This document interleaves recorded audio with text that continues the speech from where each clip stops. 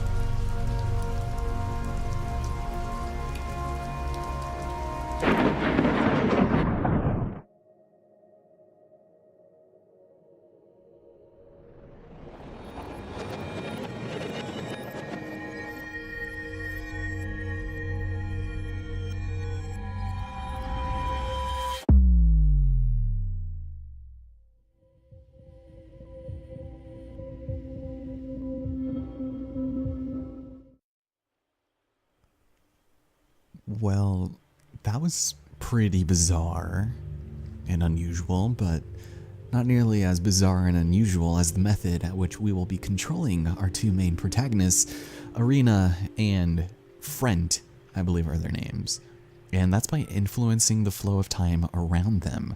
We have no direct control over them, and I have to say, for such a simple premise, they really took it and ran far. I like it a lot. So it looks like we can't really pass through here, so let's go back in time. You can use either the triggers or the thumbstick, but personally I just prefer the triggers. It's easier for me. And let's go back to a time where this island was not completely destroyed.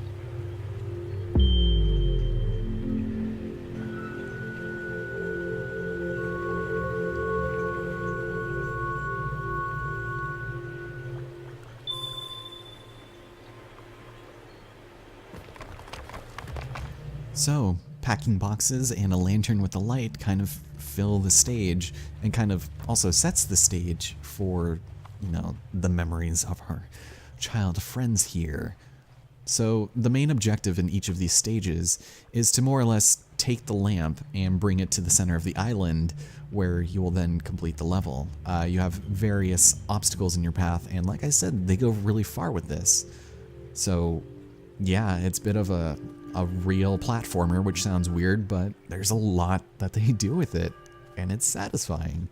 So Arena is the only one who can hold the lantern, so keep that in mind, that when they start splitting up, that's when things get complicated. But once you reach the end here, set it in stone.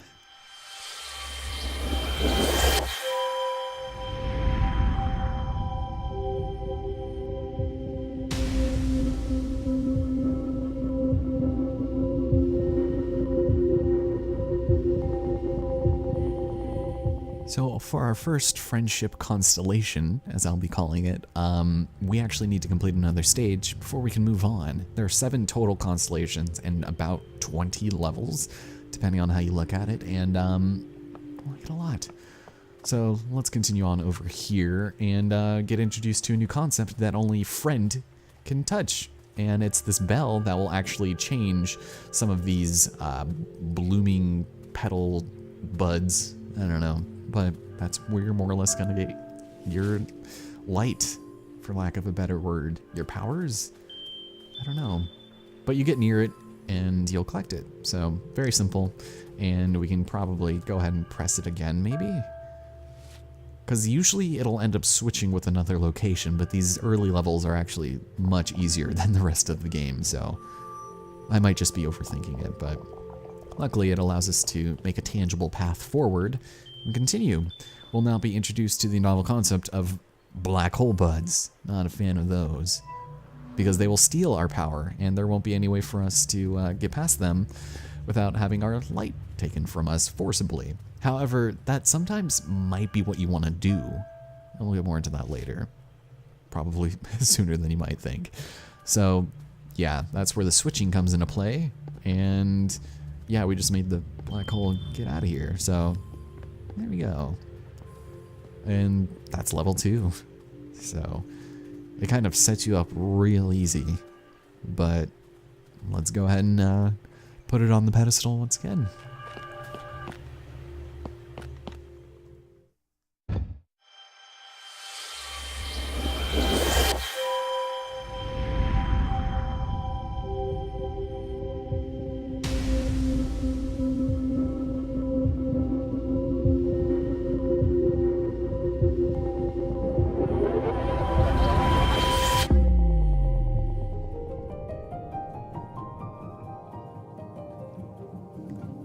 The beginning of friendship and a new relationship. So Arena's moving in and Frent is introducing himself.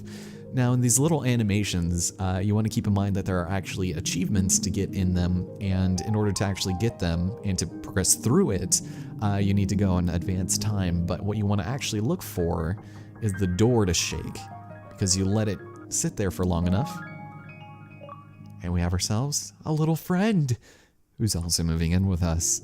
Sneaky stowaway garden friend. And there'll be, I think, one in almost every single one of these ending constellation animations. Boy, that was some weird mouthful, but yeah. It's the blooming relationship, and things are looking good. Although Arena kind of looks a little bummed to have a nerd as her neighbor. Nah, friend school. But yeah, that's the first constellation. We can now move on to the next one. And you'll notice a motif in these stages, and this one will apparently have to do with hoses. So let's take a look. The backyard, quite possibly one of the greatest things a child has to get to know their new friend, and also to make new acquaintances. That specifically in the form of the stowaway buddy that has decided to make himself useful and embark on a journey with us to help us complete these stages. And with an entrance such as this, behold the exploding cooler. It's so good, look at him, he doesn't care. He's gonna go ahead and help us by letting us put our lantern on top of him, for lack of a better word, and he will collect power for us. Unfortunately for us, the power of light is immune to the vestiges and twisting of time that we have available at our disposal. So we'll go and pick that back up with the power, and we'll be able to continue forward. What a nice, outstanding guy. I mean, it's like he went to the store to pick up treats for us. I mean, man, how many friends can you say do that the first time they hang out? So we're gonna go ahead and set you right there. And this water effect is really nice. I like what they did with it. And you'll come to notice as we rotate the stage that we're watering our own demise. There is a black hole in there that we're going to need to avoid. Luckily, we can just turn it off and allow ourselves the power, a safe return visit. So, very nice and very convenient. There you go, Arena. Or, whoops, just barely out of reach. And we've made it. Huh. God, I don't know how they can make this game feel so nostalgic. It's weird, but I like it. All right, let's make it official. Friendship.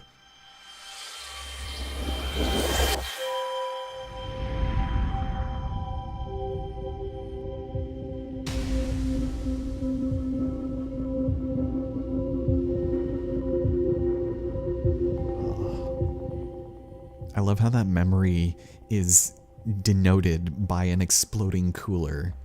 It's great. It's like, remember that time our friend busted out of the cooler and it was really satisfying? Okay, so this is going to be a little bit on the unusual side. Let's keep going. So that's going to forcibly take that from us. So let's see what's over here. We're going to need to drop you probably right there and hope that this works.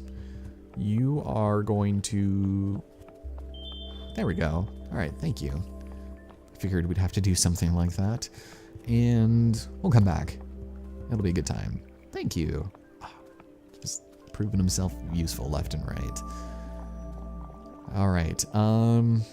Yeah, relatively straightforward. I don't know that we need to do that over here. We have this.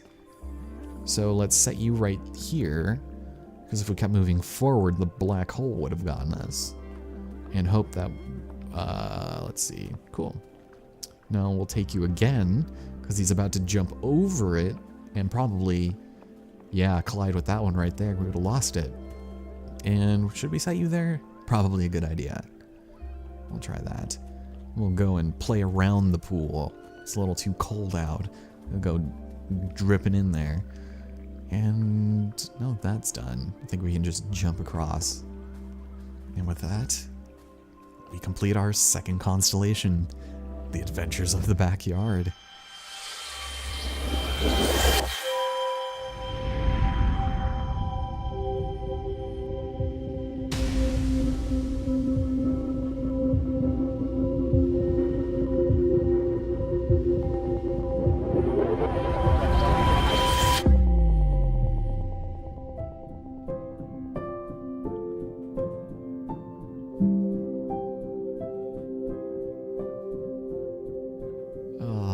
And again, just like the last animation, if we go ahead and kind of play around with the physics, the cooler will explode yet again. How's it going? I love that. New friends. Aw. Yep, in the esky. Whatever that means.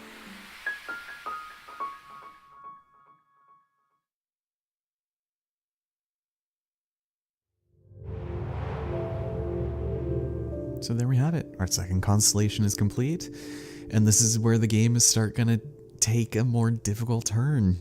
Now we've got 3 stages to complete for this constellation, so let's get started with the desk and some snacks, shall we?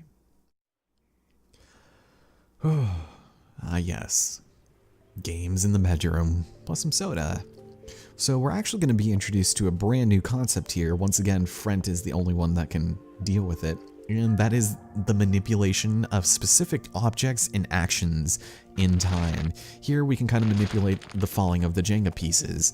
And should we put it in such a way that it's not destroyed because someone is really bad at the game, we can go ahead and keep it like that while still maintaining our time.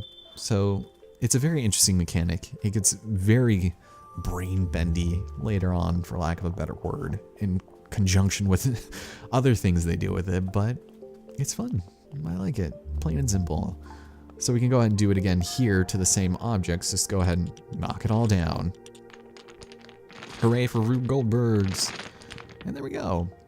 We've got our light now available to us, and we'll probably go ahead and do this. Let's grab that. And there's actually a secret achievement that we can collect, which is nice. Should we go back over here and restack everything, put it back where it belongs, including setting up the domino pieces, and check it out. Reset the dominoes. Pretty easy. So let's see. We'll go and press this again. There we go. And I think we just finished it. So pretty short, but not bad. Pretty good for a fun night in while it's raining.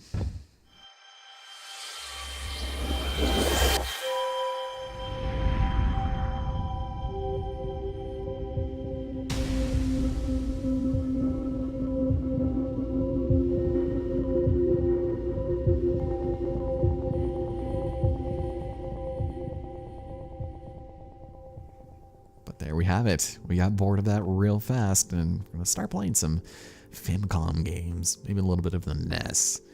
Now this is where it gets a little bit interesting because you're introduced to concepts that are only available here. So you'll notice that Frent was actually really interested in what was going on with this remote here. Be very wary of specific actions they take and the order that they walk in. Alright, so let's go and plug this in. We're going to probably need to do that in order to get the television on, and as a result, the VCR to work. And you'll notice there's actually no real way for us to get up there. Not yet anyways, because... Be kind and rewind, sir. And with that, there we go. We can now return this to Hollywood Video and not enjoy the bad karma that you get from not rewinding. And let's move on over here and be on our way. Nice. I can hear things. It's strange. Last time I played this, I wasn't wearing headphones, so kind of odd. Okay, now this is where it gets real interesting. You guys remember Super Mario Odyssey, right? Well, same kind of thing here. So yeah, a couple of things to do here, including making this work for us. So let's get Frent in front of there, and we're going to need to steal this light so that we can progress further. I'm sorry, Super Silly Crow, but gonna need it. Nice. And another kind of secret achievement that is really obscure and kind of unfortunate is we need to be bad at this game. Specifically, Frent does. Now that the power-up is no longer available, we're going to have to get hurt by this cockroach. If you had stayed a chicken, you would have been able to destroy it by shooting at it or something, but unfortunately, we need to fall to the Heracross. Game over. Sorry, Super Silly Crow. But there we go. We played until the early hours of the morning. Like, I don't know, but I can relate specifically to that. It's just... Oh, Super Silly Crow. You hold such a special place in my heart.